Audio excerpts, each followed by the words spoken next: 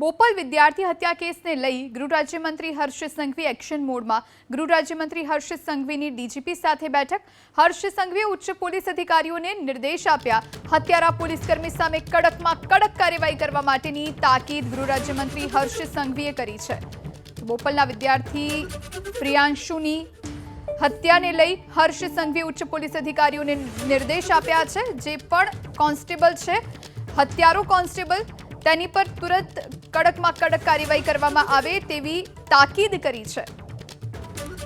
હત્યાની ઘટનાને લઈ અંજામ આપ્યા બાદ વિરેન્દ્રસિંહ કેવી રીતે ભાગ્યો અને પોલીસે કેવી રીતે તેને ઝડપી પાડ્યો એ જાણીએ આપણે એલઈડીના માધ્યમથી। હત્યા બાદ સૌથી પહેલા વિરેન્દ્રસિંહ પોતાના ઘરે પહોંચ્યો હતો। આ સાથે હવે ઘરેથી હરિયાણા પંજાબ ફરવા જવાનું કહી અને નીકળ્યો હતો। પરિવારને કહ્યું કે તે હરિયાણા અને પંજાબ જાય છે। ત્યારબાદ હત્યામાં વપરાયેલી જે કાર હતી એ ઘર પાસે જ પાર્ક કરી હતી। ખાનગી ગાડીમાં સવાર થઈ અને તેણે ગુજરાત છોડ્યું।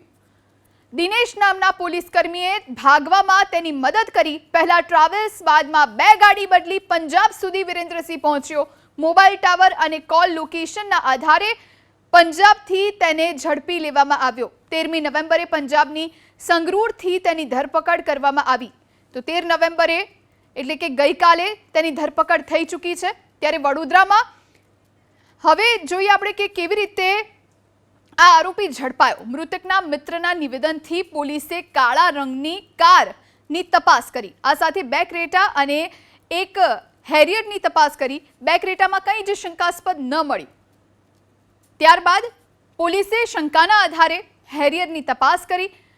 હેરિયર ઉત્તર દિશામાં ગઈ હોવાની પણ પોલીસને કડી મળી। ઘટના બન્યાના 4 કે 5 કલાકમાં એક્ટિવ મોબાઈલ નંબરના ડેટા મેળવવામાં આવ્યા। ત્યારબાદ કયા નંબર શહેરની બહાર ગયા છે તેની પર પોલીસે ધ્યાન કેન્દ્રિત કર્યું। અમુક નંબરની તપાસ બાદ વિરેન્દ્રસિંહ પઢેરિયાની નંબર સામે આવ્યો। જે બાદ પોલીસે કાર અને મોબાઈલ નંબરને ધ્યાનમાં રાખી અને તપાસ હાથ ધરી। કારનું લોકેશન મળતા પોલીસની ટીમ પંજાબ પહોંચી ગઈ।